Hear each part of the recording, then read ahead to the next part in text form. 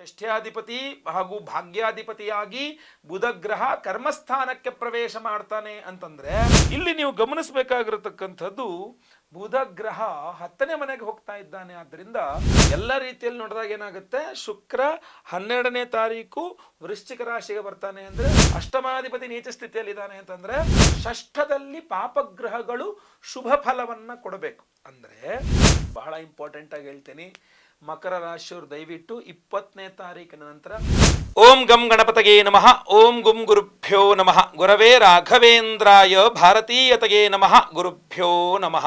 ಓಂ ಯೋ ಮಾಗ್ನೆ ಭಾಗಿನಗಂ ಸಂತಮಥಾ ಭಾಗಂಚಿಕೀರ್ಷತಿ ಅಭಾಗಮಗ್ನೆ ತಂಕುರು ಮಾಮಗ್ನೆ ಭಾಗಿನಂಕುರು ಭಾಗ್ಯದೇವತಾಯೈ ನಮಃ. ಮಕರ ರಾಶಿಯ ವೀಕ್ಷಕರೆಲ್ಲರಿಗೂ ಸಹ ವಿಠಲ್ ಭಟ್ ಮಾಡುವಂತಹ ನಮಸ್ಕಾರ ಹಾಗೂ ಚಾನಲ್ಗೆ ಸ್ವಾಗತ. ವೀಕ್ಷಕರೇ, ಮೊದಲನೇ ಸಲ ನಮ್ಮ ಚಾನಲ್ ಬರ್ತಾ ಇದ್ದೀರಾ ಅಥವಾ ಹಲವಾರು ಬಾರಿ ನಮ್ಮ ಚಾನಲ್ ಬಂದಿದ್ದೀರಾ, ಆದರೆ ಇನ್ನು ಸಬ್ಸ್ಕ್ರೈಬ್ ಮಾಡ್ಕೊಳ್ಳಿ ಅಂದರೆ ದಯವಿಟ್ಟು ಕೆಳಗಡೆ ಸಬ್ಸ್ಕ್ರೈಬ್ ಅಂತ ಬಟನ್ ಇರುತ್ತೆ, ಸಬ್ಸ್ಕ್ರೈಬ್ ಮಾಡ್ಕೊಳ್ಳಿ. ಬೆಲ್ ಬಟನ್ ಒತ್ಕೊಂಡು ಆಲ್ ಅಂತ ಮಾಡಿಕ್ಕೆ ದಯವಿಟ್ಟು ಮರಿಬೇಡಿ. ಇನ್ನು ಫೇಸ್ಬುಕ್ಕಲ್ಲಿ ನೋಡ್ತಾ ಇದ್ದೀವಿ ಗುರುಗಳೇ ನಮ್ಮದು ನಿಮ್ಮ ವಿಡಿಯೋನ ಅಂತಂದರೆ ದಯವಿಟ್ಟು ನಮ್ಮ ಪೇಜ್ನ ಫಾಲೋ ಮಾಡ್ಲಿಕ್ಕೆ ದಯವಿಟ್ಟು ಮರಿಬೇಡಿ. ವಿಡಿಯೋದ ವಿಚಾರ ಮಕರ ರಾಶಿಯವರ ಅಕ್ಟೋಬರ್ ತಿಂಗಳ ಮಾಸ ಭವಿಷ್ಯ. ಅಂದರೆ ಸಾಮಾನ್ಯವಾಗಿ ನಮ್ಮಲ್ಲಿ ಪದ್ಧತಿ ಏನಂದ್ರೆ ನಾನು ಪ್ರತಿ ತಿಂಗಳು ಪ್ರತಿ ರಾಶಿಯವರ ಶುಭ ವಿಚಾರಗಳ ವಿಡಿಯೋ ಬೇರೆ, ಅಶುಭ ವಿಚಾರ ಎಚ್ಚರಿಕೆಗಳ ವಿಡಿಯೋ ಬೇರೆ ಎಲ್ಲ ಸಪ್ರೇಟ್ ಮಾಡ್ತಿದ್ದೆ. ಬಟ್ ಈ ಬಾರಿ ನಾನೇನು ಮಾಡ್ತಿದ್ದೀನಿ ಅಂದರೆ ಎರಡೂ ಸೇರಿಸಿ ಒಂದೇ ವಿಡಿಯೋ ಕೊಡ್ತಾ ಇದ್ದೀನಿ. ಮಕರ ರಾಶಿಯವರ ಅಕ್ಟೋಬರ್ ತಿಂಗಳ ಸಂಪೂರ್ಣ ಮಾಸ ಭವಿಷ್ಯ ಅಂತ ಕೊಡ್ತಾ ಇದ್ದೀನಿ. ಸೊ ಪ್ರತಿಯೊಬ್ಬ ಮಕರ ರಾಶಿಯವರಿಗೆ ವಿಡಿಯೋ ರೀಚ್ ಆಗಬೇಕಾದ್ರಿಂದ ದಯವಿಟ್ಟು ವಾಟ್ಸಪ್, ಫೇಸ್ಬುಕ್, ಮೆಸೆಂಜರ್, ಟೆಲಿಗ್ರಾಮ್ ಎಲ್ಲ ಕಡೆ ಸಾಮಾಜಿಕ ಜಾಲತಾಣಗಳಲ್ಲಿ ವಿಡಿಯೋನ ಶೇರ್ ಮಾಡ್ಲಿಕ್ಕೆ ದಯವಿಟ್ಟು ಮರಿಬೇಡಿ, ಆಯ್ತಲ್ವಾ? ಬಹಳ ಪ್ರಮುಖವಾಗಿ ನೀವು ಅಕ್ಟೋಬರ್ ತಿಂಗಳ ಮಾಸ ಭವಿಷ್ಯ ಹೇಳ್ಬೇಕಾದ್ರೆ ಗ್ರಹ ಸ್ಥಿತಿಗಳು ಅಕ್ಟೋಬರ್ ತಿಂಗಳಿಂದ ಏನಂದ್ರೆ ಅಕ್ಟೋಬರ್ 10ನೇ ತಾರೀಕು ತುಲಾ ರಾಶಿಗೆ ಬುಧ, 12ನೇ ತಾರೀಕು ವೃಶ್ಚಿಕ ರಾಶಿಗೆ ಶುಕ್ರ, 17ನೇ ತಾರೀಕು ತುಲಾ ರಾಶಿಗೆ ರವಿ, 20ನೇ ತಾರೀಕು ಕರ್ಕಾಟಕ ರಾಶಿಗೆ ಕುಜಗ್ರಹ. ಇನ್ನು 29ಕ್ಕೆ ವೃಶ್ಚಿಕ ರಾಶಿಗೆ ಬುಧ ಬರ್ತಾನೆ, ಬಟ್ 29 ತಿಂಗಳೇ ಮುಗಿದೇ ತರ ಮಾರ್ರೆ, ಇನ್ನು ಅದನ್ನ ಲೆಕ್ಕ ತಗೊಂಡು ಪ್ರಯೋಜನ ಬರಲ್ಲ. ಸೊ ಕೂಡಿ ಕಳೆದು ನೋಡಿದಾಗ ಈ 4 ತಾರೀಕುಗಳು ನಿಮಗೆ ಬಹಳ ಇಂಪಾರ್ಟೆಂಟ್ ಆಗಿರುತ್ತೆ ಮಕರ ರಾಶಿಯವರಿಗೆ. ಅಕ್ಟೋಬರ್ 10, ಅಕ್ಟೋಬರ್ 12, ಅಕ್ಟೋಬರ್ 17, ಅಕ್ಟೋಬರ್ 20 ಈ 4 ತಾರೀಕುಗಳಲ್ಲೇ ಬೇರೆ ಬೇರೆ ಗ್ರಹಗಳು ಬೇರೆ ಬೇರೆ ರಾಶಿಗೆ ಸಂಚಾರ ಆಗ್ತಾ ಇರ್ತಕ್ಕಂಥದ್ದು. ಆದ್ದರಿಂದ ಬನ್ನಿ ಮೊದಲನೇದಾಗಿ ನೋಡೋಣ. ಮೊದಲನೇದಾಗಿ ಅಕ್ಟೋಬರ್ 10ನೇ ತಾರೀಕು ತುಲಾ ರಾಶಿಗೆ ಬುಧ ಗ್ರಹ. ಮಕರ ರಾಶಿಯವರಿಗೆ ಬುಧ ಗ್ರಹ ಷಷ್ಠ ಭಾಗ್ಯಾಧಿಪತಿ. ಏನಾಗತ್ತೆ ಅಂದ್ರೆ ಇದು ಒಂದು ಲೆಕ್ಕದಲ್ಲಿ ಒಳ್ಳೆಯದಂತಲೇ ತಗೋಬಹುದು, ನಾವು ಪಾಸಿಟಿವ್ ಅಲ್ಲಿ ನೋಡ್ಬೇಕಿದನ್ನು. ಆ್ಯಕ್ಚುಲಿ ಷಷ್ಠ್ಯಾಧಿಪತಿ ಹಾಗೂ ಭಾಗ್ಯಾಧಿಪತಿಯಾಗಿ ಬುಧ ಗ್ರಹ ಕರ್ಮಸ್ಥಾನಕ್ಕೆ ಪ್ರವೇಶ ಮಾಡ್ತಾನೆ ಅಂತಂದ್ರೆ ನಿಮಗೆ ಒಂದು ರೀತಿಯಲ್ಲಿ ಒಳ್ಳೆಯದೇ ಇದು. ಅಂದರೆ ಮಕರ ರಾಶಿಯವರಿಗೆ ಮೊದಲ 1 ವಾರ ಅಥವಾ 1.5 ವಾರ ನಿಮಗೆ ತುಂಬ ಅದೃಷ್ಟ. ಯಾವುದರಲ್ಲಿ ಬೇಗ ಸಾಲಗಳು ಸಿಕ್ಬಿಡುತ್ತೆ. ನೀವು ಯಾವ ಲೋನ್ ಪ್ರಯತ್ನ ಮಾಡಿದ್ರೆ ಸಾಕು ಲೋನ್ ಸ್ಯಾಂಕ್ಷನ್ ಅಂತ ಮಾಡಿಬಿಡ್ತಾರೆ. ಮೊದಲೆಲ್ಲ ನಿಮಗೆ ಸಿಬಿಲ್ ಪ್ರಾಬ್ಲಮ್ಮು, ಆ ಪ್ರಾಬ್ಲಮ್, ಈ ಪ್ರಾಬ್ಲಮ್, ಏನೇನೋ ಸಮಸ್ಯೆ ಆಗ್ತಿತ್ತು. ಬಟ್ ಈ ತಿಂಗಳು ನಿಮ್ಗೆ ಅದು ಯಾವ ಸಮಸ್ಯೆನೂ ಆಗಲ್ಲ. ಅಕ್ಟೋಬರ್ ತಿಂಗಳ ಮೊದಲ 2 ವಾರ ಒಳಗಡೆ ಪ್ರಯತ್ನ ಮಾಡಿದ್ರೆ ಲೋನ್ಗಳು ಬೇಗ ಸ್ಯಾಂಕ್ಷನ್ ಆಗಿಬಿಡುತ್ತೆ. ಅಲ್ಲೊಂದು ಎಚ್ಚರಿಕೆ ಏನು ಅಂದರೆ ಅನಾವಶ್ಯಕ ಲೋನ್ ಮಾಡೋಕ್ಕೆ ಹೋಗ್ಬೇಡ್ರಿ ಅಂತ, ಅವಶ್ಯಕತೆ ಇದ್ದರೆ ಮಾತ್ರ ಮಾಡಿ ಅಂತ ಒಂದು. ಹಾಗೂ ಆಮೇಲೆ ಈ ಇದ್ರ ಲೋನ್ ಇರ್ತದೆ, ಕೈ ಸಾಲ ಅಂತ ಇರ್ತೀವಲ್ಲ, ಹ್ಯಾಂಡ್ ಲೋನ್, ದಯವಿಟ್ಟು ಅದನ್ನು ಮಾಡೋಕೆ ಹೋಗ್ಬೇಡಿ. ಬಡ್ಡಿಗಳಿಗೆ 2%, 3%, 5% ಅಂತ ಕೈ ಸಾಲಗಳು ಮಾಡೋದು ದಯವಿಟ್ಟು ಬೇಡ. ಅದು ಖಂಡಿತ ಒಳ್ಳೇದಲ್ಲ, ನಿಮಗೂ ಒಳ್ಳೇದಲ್ಲ, ಕೊಡೋರ್ಗೂ ಒಳ್ಳೇದಲ್ಲ ಅಂತ, ಆಯಿತಾ? ಸೊ ಅಂದರೆ ಈ ಬ್ಯಾಂಕ್ ಇತ್ಯಾದಿ ಒಳ್ಳೊಳ್ಳೆ ರೀತಿಯಲ್ಲಿ ಉತ್ತಮ ರೀತಿಯಲ್ಲಿ ಸಾಲಗಳು ಸಿಗುತ್ತಾ, ದಯವಿಟ್ಟು ಅಲ್ಲೇ ತಗೊಳ್ಳಿ. ಆಮೇಲೆ ಲಕ್ ಫ್ಯಾಕ್ಟರ್ ತುಂಬ ಚೆನ್ನಾಗಿರುತ್ತೆ. ಪಿತ್ರಾರ್ಜಿತ ಆಸ್ತಿ ವಿಚಾರದಲ್ಲಿ ತುಂಬ ಅನುಕೂಲ ಆಗುತ್ತೆ. ತಂದೆಯವರ ಆರೋಗ್ಯ ವೃದ್ಧಿ ಇರುತ್ತೆ, ಎಲ್ಲ ಚೆನ್ನಾಗಿರುತ್ತೆ. ತಂದೆಯರೊಂದಿಗಿನ ಬಾಂಧವ್ಯ ಚೆನ್ನಾಗಿರುತ್ತೆ. ತಂದೆಯವರ ಜೊತೆಗೆ ಕಾಲ ಕಳೀಲಿಕ್ಕೆ ಅವಕಾಶಗಳು ಸಿಗುತ್ತೆ. ಇಲ್ಲಾಂದ್ರೆ ಮಗ ಎಲ್ಲೋ ಅಪ್ಪ ಎಲ್ಲೋ ಇಬ್ಬರು ಸೇರ್ತಾನೆ ಇರಲ್ಲ ಅಂದಿದ್ದು ಅಕ್ಟೋಬರ್ ತಿಂಗಳಲ್ಲಿ ಮೊದಲ 2 ವಾರಗಳು ಫುಲ್ ಅಪ್ಪನ ಜೊತೆಗೆ ಮಗ ಅನ್ನೋ ಥರ, ಅಪ್ಪನ ಜೊತೆಗೆ ಮಗಳು ಅನ್ನೋ ಥರ ಭಾಳ ಚೆನ್ನಾಗಿ ಸಮಯ ಸಿಗುತ್ತೆ. ಇದೆಲ್ಲ ಅಕ್ಟೋಬರ್ ತಿಂಗಳ ಮೊದಲ 2 ವಾರಗಳಲ್ಲಿ ತುಂಬ ಈಸಿಯಾಗಿ ಸುಲಭವಾಗಿ ಆಗ್ತಕ್ಕಂಥದ್ದಾಗಿರುತ್ತೆ. ಇಲ್ಲಿ ನೀವು ಗಮನಿಸಬೇಕಾಗಿರತಕ್ಕಂಥದ್ದು ಬುಧ ಗ್ರಹ 10ನೇ ಮನೆಗೆ ಹೋಗ್ತಾ ಇದ್ದಾನೆ. ಆದ್ದರಿಂದ ಇದರ ಪ್ರಭಾವ 10ನೇ ತಾರೀಕಿನ ನಂತರ ನಿಮಗೆ ಉದ್ಯೋಗದ ಮೇಲೆ ಸಿಗುತ್ತೆ. ಅಂದರೆ ನೀವು ಎಲ್ಲಿ ಕೆಲಸ ಮಾಡ್ತಿದ್ರೋ ಅಲ್ಲಿ ನಿಮ್ಮ ಸ್ಯಾಲ್ರಿ ಬೇಸ್ಡ್ ಆಗಿ ನಿಮ್ಗೆ ಏನೋ ಒಂದು ಲೋನ್ ಬೇಕಪ್ಪ, ಬಡ್ಡಿ ಗಿಡ್ಡಿ ಇಲ್ಲದೆ ಕೊಡ್ತಾರೆ ಅಂದರೆ, ಅಥವಾ ಕಡಿಮೆ ಬಡ್ಡಿಲಿ ಸಿಗುತ್ತೆ. ನಿಮ್ಮ ಸ್ಯಾಲ್ರಿ ಆಧಾರದ ಮೇಲೆ ನೀವು ಸಾಲಗಳನ್ನು ತೆಗೆದುಕೊಳ್ಬಹುದು. ತುಂಬ ಅನುಕೂಲ ಆಗುತ್ತೆ ಅದು ನಿಮಗೆ. ಅದ್ರ ಜೊತೆಗೆ ನಿಮಗೆ ಒಂದು ಪ್ರಮೋಷನ್ ಇರಬಹುದು, ಅಥವಾ ನೀವು ಎಲ್ಲಿ ಕೆಲಸ ಮಾಡ್ತಿದ್ದಾರೋ ನಿಮ್ಗೆ ಏನಾದ್ರು ಒಂದು ಫೇವರ್ ನಿಮಗೆ ಬೇಕು ಅಂತ ಆದರೆ ಒಂದು ಫೇವರ್ ನಂಗೆ ಸಿಕ್ಬಿಟ್ಟಿದ್ರೆ ಭಾಳ ಚೆನ್ನಾಗಿರುತ್ತಿತ್ತು, ಅನುಕೂಲ ಆಗ್ತಿತ್ತು, ಆರಾಮಾಗಿ ಕೆಲಸ ಮಾಡ್ಬೋದಾಗಿತ್ತು. ಈ ಥರ ಎಲ್ಲ ಏನಾದ್ರು ಇದ್ದರೆ ನಿಮ್ಗೆ ಏನಾದ್ರು ಕೆಲಸ ನಿಮ್ಮ ಎಲ್ಲಿ ಕೆಲಸ ಮಾಡ್ತಿರೋ ಅಲ್ಲಿ ಅದು ನೀವು ಪ್ರಯತ್ನ ಮಾಡಬಹುದು, ಖಂಡಿತವಾಗಿ ಸಿಗುತ್ತೆ. ಅದು ಯಾವಾಗ 10ರಿಂದ 17ರ ಒಳಗೆ ಪ್ರಯತ್ನ ಮಾಡಬೇಕು, ನಂತರ ಅಲ್ಲ. ನೆಕ್ಸ್ಟು ಅಕ್ಟೋಬರ್ 12ನೇ ತಾರೀಕು ವೃಶ್ಚಿಕ ರಾಶಿಗೆ ಶುಕ್ರ ಗ್ರಹ. ಸೊ ವೃಶ್ಚಿಕ ಅಂದ್ರೆ ಮಕರ ರಾಶಿಯವರಿಗೆ ಲಾಭಸ್ಥಾನ ಹಾಗೂ ಶುಕ್ರ ಕರ್ಮಾಧಿಪತಿ. ಸೊ ಎಲ್ಲ ರೀತಿಯಲ್ಲಿ ನೋಡಿದಾಗ ಏನಾಗುತ್ತೆ, ಶುಕ್ರ 12ನೇ ತಾರೀಕು ವೃಶ್ಚಿಕ ರಾಶಿಗೆ ಬರ್ತಾನೆ ಅಂದರೆ ಉದ್ಯೋಗದಲ್ಲಿ ತುಂಬ ಅನುಕೂಲವಾಗುತ್ತೆ. ಅಥವಾ ಮಕರ ರಾಶಿಯವರು ಏನು ಬಿಸ್ನೆಸ್ ಮಾಡ್ತಾ ಇರ್ತಕ್ಕಂಥ ಮಕರ ರಾಶಿಯವರಾಗಿದ್ದರೆ ಒಳ್ಳೆ ಪ್ರಾಫಿಟ್, ತುಂಬ ಚೆನ್ನಾಗಿರುತ್ತೆ, ಒಳ್ಳೆ ಲಾಭ, ತುಂಬ ಚೆನ್ನಾಗಿ ಲಾಭ ಆಗುತ್ತೆ. ಆಮೇಲೆ ಕೈ ಹಾಕಿದಂಥ ಕೆಲಸಗಳನ್ನು ದುಡ್ಡು ಬರುತ್ತೆ ಅಂತ ಒಂದಿಷ್ಟು ಕೆಲಸ ವ್ಯವಹಾರಗಳಿಗೆ ಕೈ ಹಾಕಿರ್ತಿರಲ್ಲ, ಅದಷ್ಟು ದುಡ್ಡು ತುಂಬ ಚೆನ್ನಾಗಿ ಬರುತ್ತೆ. ನೀವು ದುಡ್ಡು ಬರುತ್ತೆ ಅಂದ್ಕೊಂಡು ಯಾವ ವ್ಯವಹಾರಗಳಿಗೆ ಕೈ ಹಾಕಿದ್ರಲ್ಲ ಅದೆಲ್ಲ ಸಕ್ಸಸ್ ಆಗುತ್ತೆ. ನಿಮಗೆ ಒಂದು ಲೆಕ್ಕದಲ್ಲಿ ಹೇಳಬೇಕು ಅಂತಂದರೆ ಅಕ್ಟೋಬರ್ನಲ್ಲಿ 17ನೇ ತಾರೀಕಿನ ತನಕ ನಿಮಗೆ ಉದ್ಯೋಗದ ವಿಚಾರದಲ್ಲಿ ಸೂಪರ್ ಆಗಿದೆ, ಅದರ ನಂತರ ಫುಲ್ ವರ್ಸ್ಟ್ ಆಗಿದೆ. ಬಿಸ್ನೆಸ್ ಅಂತ ತಗೊಳಕ್ ಹೋದ್ರೆ ಇಡೀ ಅಕ್ಟೋಬರ್ ಚೆನ್ನಾಗಿದೆ, ಇಡೀ ಅಕ್ಟೋಬರ್ ನಿಮಗೆ ಬಿಸ್ನೆಸ್ ಅನ್ನುವ ದೃಷ್ಟಿಕೋನದಲ್ಲಿ ತಗೊಂಡ್ರೆ ಚೆನ್ನಾಗಿದೆ. ಆದರೆ ಉದ್ಯೋಗ ಅಂತ ತಗೊಳಕ್ ಹೋದ್ರೆ 17ನೇ ತಾರೀಕು ತನಕ ಸೂಪರ್ ಆಗಿದೆ. ಕೆಲಸ ಇಲ್ದವ್ರಿಗೆ ಕೆಲಸ ಸಿಗುತ್ತೆ, ಕೆಲಸದಲ್ಲಿ ಆಲ್ರೆಡಿ ಕೆಲಸದಲ್ಲಿ ಇರ್ತಕ್ಕಂಥವ್ರಿಗೆ ಸ್ಯಾಲ್ರಿ ಹೈಕಿಗೆ ಟ್ರೈ ಮಾಡ್ಬೋದು. ಆಮೇಲೆ ಅಥವಾ ನಿಮ್ಮ ಸ್ಯಾಲ್ರಿ ಬೇಸ್ಡ್ ಲೋನ್ ಏನಾದ್ರು ಬೇಕು ನಿಮಗೆ, ನೀವು ಎಲ್ಲಿ ಕೆಲಸ ಆ ಸಂಬಳದ ಆಧಾರದ ಮೇಲೆ ಏನಾದ್ರು ಸಾಲ ಬೇಕು ಅಂದರೆ ಅದು ಸಿಗುತ್ತೆ. ಆಮೇಲೆ ನಿಮಗೆ ಪ್ರಮೋಷನ್ನು ಅಥವಾ ಸ್ಯಾಲ್ರಿ ಹೈಕು ಏನೆಲ್ಲ ಪ್ರಯತ್ನ ಮಾಡ್ಬೋದು. ಆದರೆ 17ನೇ ತಾರೀಕು ದಾಟಬಿಡ್ತಾ ಇರೋ ಕೆಲಸ ಉಳಿಸ್ಕೊಳ್ಳೋಕ್ತೋ ಬಹಳ ಕಷ್ಟ ಆಗ್ಬಿಡುತ್ತೆ. ಅಥವಾ ನಿಮಗೇನೆ ಒಂಥರ ಭ್ರಮಾಲೋಕಕ್ಕೆ ಹೋಗ್ಬಿಟ್ಟು ಈ ಕೆಲಸನೇ ಬೇಡ, ನಾನು ರಿಸೈನ್ ಮಾಡ್ತೀನಿ ಅನ್ನೋ ರೀತಿಯಲ್ಲಿ ನನಗೆ ಅವಮಾನ ಮಾಡ್ತೀರಾ, ಅಥವಾ ನನ್ನನ್ನೇ ಇದು ಮಾಡ್ತೀರಾ, ಓಕೆ ನನಗೆ ಬೇಡ ಕೆಲಸ ಅಂತ ರಿಸೈನ್ ಮಾಡೋಣ, ಒಂದು ಬಿಸ್ನೆಸ್ ಮಾಡೋಣ. ಯಾಕಂದರೆ ಶುಕ್ರ ಲಾಭದಲ್ಲಿ ಇರ್ತಾನಲ್ಲ, ಸೊ ಇದೆಲ್ಲ ಯಾಕೆ ತಿಂಗಳ ಸಂಬಳದಲ್ಲಿ ಯಾಕೆ ಕೆಲಸ ಮಾಡೋದು, ರಿಸೈನ್ ಮಾಡೋಣ ಅಂತೆಲ್ಲ ಅನ್ಸುತ್ತೆ. 17ನೇ ತಾರೀಕಿನ ನಂತರ ನಿಮಗೆ ಕೆಲಸ ಬಿಡಬೇಕು ಅಂತ ಅನ್ಸುತ್ತೆ. ರವಿ ಗ್ರಹ ಕರ್ಮಸ್ಥಾನದಲ್ಲಿ ನೀಚ ಸ್ಥಿತಿಯಲ್ಲಿರ್ತಾನೆ. ಸೊ ಜಾಬಲ್ಲೆಲ್ಲ ಉಲ್ಟಾ ಆಗ್ತಾ ಇರುತ್ತೆ 17ನೇ ತನಕ. 17ರ ತನಕ ಸೂಪರ್ ಆಗಿದ್ದಂತಹ ಪರಿಸರ, ಉದ್ಯೋಗ ಪರಿಸರ 17ರ ನಂತರ ಫುಲ್ಲು ಸಮಸ್ಯೆ ಆಗ್ಬಿಡುತ್ತೆ. ಜೊತೆಗೆ ನಿಮ್ಮ ಆರೋಗ್ಯಕ್ಕೂ ಹೊಡೆತ ಕೊಡ್ತಾನೆ. ಯಾಕಂದ್ರೆ ರವಿ ನಿಮಗೆ ಅಷ್ಟಮಾಧಿಪತಿ ನೀಚ ಸ್ಥಿತಿಯಲ್ಲಿ ಇದ್ದಾನೆ ಅಂತಂದ್ರೆ ನಿಮಗೆ ಕೆಲಸಕ್ಕೆ ಹೋಗೋಕ್ಕಾಗದೇ ಇರೋ ರೀತಿಯಲ್ಲಿ ನಿಮಗೆ ಆರೋಗ್ಯ ಬಾಧೆಗಳಾಗುತ್ತೆ. ಕರೆಕ್ಟಾಗಿ ಕೆಲಸಕ್ಕೆ ಹೋಗೋಕ್ಕಾಗಲ್ಲ. ಏನಪ್ಪ ನೀನು ತುಂಬ ಚೆನ್ನಾಗಿ ಕೆಲಸ ಮಾಡ್ತೀಯ ಅಂತ ಅಷ್ಟೆಲ್ಲ ಹೊಗಳಿದ್ರೆ ಇಲ್ದಿ ಏನೋ ಹುಷಾರಿಲ್ಲ ಅದಿದು ಅನ್ಕೊಂಡು ರಜೆಗಳಾಗ್ತಾ ಇದೆಯಾ ಹಂಗೆ ಅಂತ 17ರ ನಂತರ. ಮೊನ್ನೆ ತನಕ 17ರ ತನಕ ನಿಮ್ಮನ್ನು ಹೊಗಳದ ನಿಮ್ಮ ಬಾಸ್ 17ರ ನಂತರ ನೀವು ಹುಷಾರಿಲ್ಲ ಅಂತ ರಜೆ ತಗೊಂಡ್ರೆ ನಿಮ್ಮನ್ನು ಬೈಲಿಕ್ಕೆ ಶುರು ಮಾಡ್ತಾನೆ. ಆಲ್ರೆಡಿ ನಿನ್ಗೆ ಕೊಬ್ಬು ಬಂದ್ಬಿಟ್ಟಿದೆ, ಎಲ್ಲರೂ ಹೊಗಳಿದ್ರು ಅಂತ ನಿನ್ಗೆ ಹಂಗೆ ಹಿಂಗೆ ಅನ್ಲಿಕ್ಕೆ ಶುರು ಮಾಡ್ತಾನೆ. ಅದಪ್ಪ ಮೊನ್ನೆ ತಾನೇ ಹೊಡೆದಲ್ಲ ಬಾಸ್ ನೀನು, ಮತ್ತೆ ಹುಷಾರಿಲ್ಲ ಅಂತ ಒಂದೆರಡು ರಜೆ ತಗೊಂಡ್ರೆ ಹಿಂಗೆ ಮಾತಾಡ್ತಿರಲ್ಲ, ಬೇಡ ಏನು ಬೇಡ ಆಯ್ತು ನೀನು ಬರಲೇಬೇಡ ಕೆಲಸಕ್ಕೆ ಅನ್ನೋದು. ಅಥವಾ ಅವ್ರು ಇನ್ನೇನು ಇಷ್ಟೆಲ್ಲ ಮಾಡಿದ್ರೆ ಅಂತ ಅವ್ರಿಗೆ ಮಾಡಿದ್ದೆಲ್ಲ ಹೊಗಳ್ಕೊಂತಾರಲ್ಲ, ಇಷ್ಟೆಲ್ಲ ಯಾಕೆ ಹೊಗಳ್ಕೊಂತಾರೆ, ನೀವು ಬೇಡ ನಿಮ್ಮ ಕೆಲಸ ಬೇಡ ಅಂತ ನೀವೇ ರಿಸೈನ್ ಮಾಡೋದು. ಇದೆಲ್ಲ ಸಾಧ್ಯತೆಗಳು 17ರ ನಂತರ ಇದೆ. ಅದಕ್ಕೆ ಹೇಳೋದು ತಾಳ್ಮೆ ಬೇಕು. ಸಿಟ್ಟಲ್ಲಿ ಮೂಗು ಕೊಯ್ಕೊಂಡ್ರೆ ಸಮಾಧಾನ ನೆನೆಸ್ಕೊಳಕ್ಕಾಗಲ್ಲ.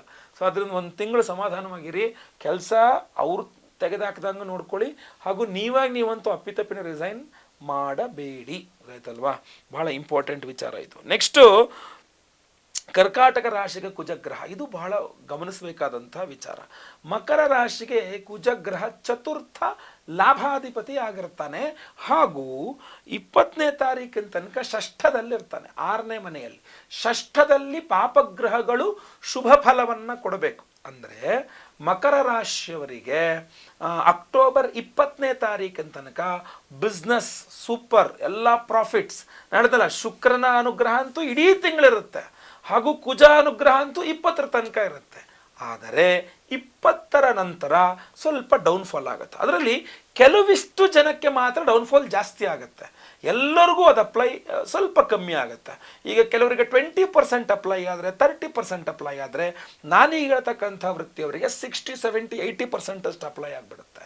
ಯಾವ ವೃತ್ತಿಯವರು ಅಂದರೆ, ಒಂದು ರೈತರು, ಇನ್ನೊಂದು ಕೃಷಿ ಉತ್ಪನ್ನಗಳನ್ನು ಮಾರಾಟ ಮಾಡ್ತಕ್ಕಂಥವ್ರು, ಅಂದರೆ ತರಕಾರಿ ಹಣ್ಣುಗಳಿಂದ ಹಿಡಿದು ದವಸ ಧಾನ್ಯಾತಿ ಜನರಲ್ ಸ್ಟೋರ್ಸ್ ಎಲ್ಲ ನಡೆಸ್ತಾ ಇರ್ತಕ್ಕಂಥವ್ರು, ಹೋಟೆಲ್ ಬಿಸ್ನೆಸ್ ಮಾಡ್ತಾ ಇರ್ತಕ್ಕಂಥವ್ರು, ಸಾಫ್ಟ್ವೇರ್ ಇಂಜಿನಿಯರ್ಗಳು, electrics and electronics, mobile T V shop ಇತ್ಯಾದಿಗಳು ಅಂಗಡಿಗಳು ಇಟ್ಕೊಂಡಿರ್ತಕ್ಕಂಥವ್ರು, ರಿಪೇರಿ ಮಾಡ್ತಕ್ಕಂಥವ್ರು, ಇವರೆಲ್ಲರೂ ಬರ್ತಾರೆ. ಸೊ ಈ ವೃತ್ತಿಗಳಲ್ಲಿದ್ದರೆ ನಿಮಗೆ 80% ಅಷ್ಟು ಜನಕ್ಕೆ ಅಕ್ಟೋಬರ್ 20ನೇ ತಾರೀಕಿನ ನಂತರ ನಷ್ಟ ತೀರಾ ಜಾಸ್ತಿ ಇರುತ್ತೆ. ಈ ವೃತ್ತಿಗಳಲ್ಲಿಲ್ಲದೆ ಬೇರೆ ಮಾಡ್ತಕ್ಕಂಥವ್ರು ಒಂದು 20% ಇರುತ್ತೆ. ಇದು ಯಾಕೆ ಅಂತಂದರೆ ಕುಜ ನೀಚ ಸ್ಥಿತಿಗೆ ಹೋಗ್ತಾನೆ ಅಕ್ಟೋಬರ್ 20ರ ನಂತರ. ಅಲ್ಲಿ ತನಕ ಏನೂ ತೊಂದರೆ ಇಲ್ಲ. ಅಕ್ಟೋಬರ್ 20ರ ನಂತರ ನೀವು ಅಂದ್ಕೊಂಡಲ್ಲಿ ಹೋಗ್ಲಿಕ್ಕಾಗಲ್ಲ. ಫ್ರೆಂಡ್ಸ್ಗಳೆಲ್ಲ ನಿಮಗೆ ಮೋಸ ಮಾಡ್ತಾರೆ, ಎಲ್ಲರೂ ನಿಮ್ಮ ಹತ್ರ ಜಗಳ ಮಾಡಲಿಕ್ಕೆ ಬರ್ತಾರೆ. ನಿಮ್ಮಲ್ಲಿ ನಿಮ್ಮ ಶರೀರದಲ್ಲೂ ಅಷ್ಟೇ ಸ್ವಲ್ಪ ಆರೋಗ್ಯ ಬಾಧೆಗಳು, B P, low B P, high B P ಸಮಸ್ಯೆಗಳು, ಬ್ಲಡ್ ಶುಗರ್ ಸಮಸ್ಯೆಗಳು, ಪೀರಿಯಡ್ಸ್ ಪ್ರಾಬ್ಲಮ್, ಲೇಡೀಸ್ಗೆ ಪೀರಿಯಡ್ಸ್ ಪ್ರಾಬ್ಲಮ್ಮು ಕುಜ ನೀಚ ಇದ್ದದ್ರಿಂದ, ಪಿತ್ತ ಸಮಸ್ಯೆಗಳು.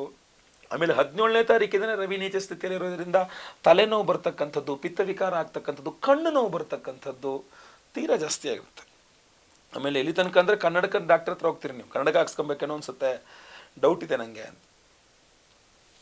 ಸೊ ರವಿ ಹಾಗೂ ಕುಜ ನಿಮಗೆ ಸಮಸ್ಯೆಗಳನ್ನು ಇಲ್ಲೆಲ್ಲ ಕೊಡ್ತಾರೆ. ಜೊತೆಗೆ ಬಹಳ ಇಂಪಾರ್ಟೆಂಟಾಗಿ ಹೇಳ್ತೀನಿ, ಮಕರ ರಾಶಿಯವರು ದಯವಿಟ್ಟು 20ನೇ ತಾರೀಕಿನ ನಂತರ ಎಷ್ಟು ಸಾಧ್ಯವೋ ಅಷ್ಟು ಮೌನ ಮಾಡಿ. ನೀವು ಏನು ಮಾತಾಡಿದ್ರೂ ಕೂಡ ಅದಕ್ಕೊಂದು ತಪ್ಪು ಅರ್ಥವನ್ನು ಕ್ರಿಯೇಟ್ ಮಾಡಲಾಗುತ್ತೆ. ಏನು ಮಾತಾಡಿದ್ರೂ ಕೂಡ ನೀವು ಯಾವ ಅರ್ಥದಿಂದ ಮಾತೇ ಆಡಿಲ್ವೋ ಆ ಅರ್ಥವನ್ನು ಸೃಷ್ಟಿ ಮಾಡಲಾಗತ್ತೆ. ಗೊತ್ತಾಯ್ತಲ್ವ? ನಿಮಗೆ ಅನ್ಸುತ್ತೆ ನಾನು ಹಿಂಗೆ ಈ ಅರ್ಥದಲ್ಲಿ ಅಲ್ಲಪ್ಪ, ನಾನು ಹೇಳಿದ್ದೆ ಬೇರೆ ಅಂತ.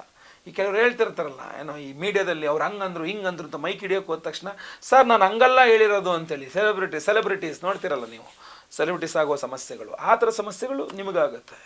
ನೀವು ಸೆಲೆಬ್ರಿಟೀಸ್ ಆಗ್ಬಿಡಿ ಅಂದರೆ ನೀವು ಯಾವುದನ್ನು ಹೇಳಲೇ ಇಲ್ವೋ ಅಥವಾ ಯಾವ ಉದ್ದೇಶದಿಂದ ಹೇಳಲೇ ಇಲ್ವೋ ಅದನ್ನು ನೀವು ಹೇಳಿದ್ದೀರಾ ಅನ್ನೋ ರೀತಿಯಲ್ಲಿ ಅದು ಪ್ರೊಜೆಕ್ಟ್ ಆಗಿ ನೀವು ಒಂದು ಸ್ವಲ್ಪ ನೆಗೆಟಿವ್ ಶೇಡ್ ಕಡೆ ಬಂದ್ಬಿಡುತ್ತೆ. ನಿಮ್ಮ ಬಗ್ಗೆ ಸ್ವಲ್ಪ ತಪ್ಪು ಅಭಿಪ್ರಾಯಗಳು ಹಿಂಗೆಲ್ಲ ಹೇಳಿದ್ರಂತೆ ಇವರು ಅಂತ. ನೀವು ಗಂಡಸರಾಗಿರಲಿ ಹೆಂಗಸರಾಗಿರಲಿ ಅದು ಅಪ್ಲೈ ಆಗ್ಬಿಡುತ್ತೆ ನಿಮಗೆ. ಸೊ ಅದರಿಂದ ಬಹಳ ಕೇರ್ಫುಲ್ ಆಗಿರಬೇಕು.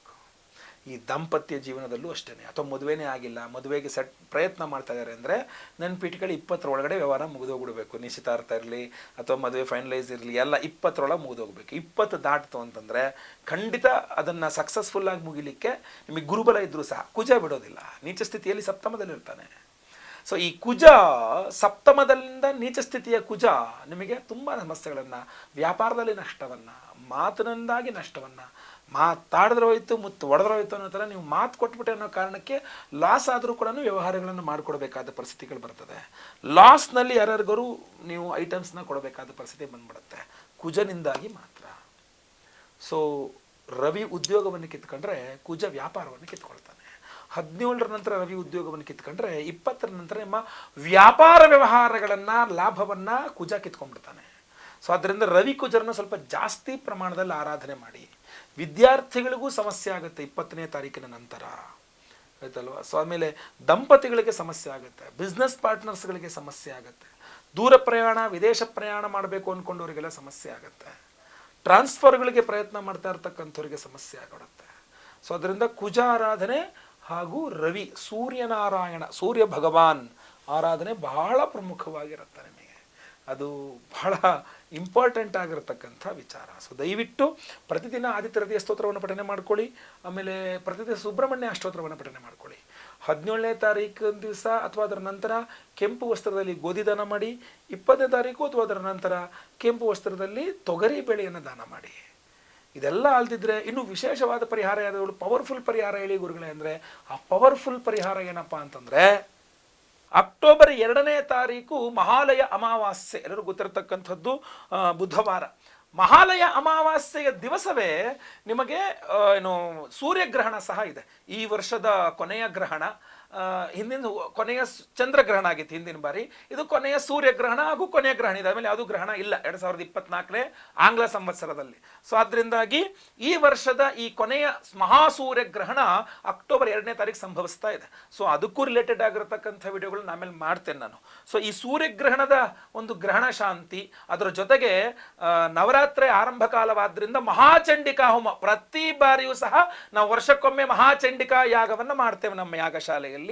ಈ ಬಾರಿಯೂ ಸಹ ಅಕ್ಟೋಬರ್ 2ನೇ ತಾರೀಕು ಬುಧವಾರ ಮಹಾಲಯ ಅಮಾವಾಸ್ಯೆಗೆ ಮಹಾಸೂರ್ಯಗ್ರಹಣದ ದಿವಸ ಮಹಾಸೂರ್ಯಗ್ರಹಣ ಶಾಂತಿ ಹೋಮ ಸಹಿತವಾಗಿ ಮಹಾಚಂಡಿಕಾ ಯಾಗವನ್ನು ಮಾಡ್ತಾ ಇದ್ದೇವೆ.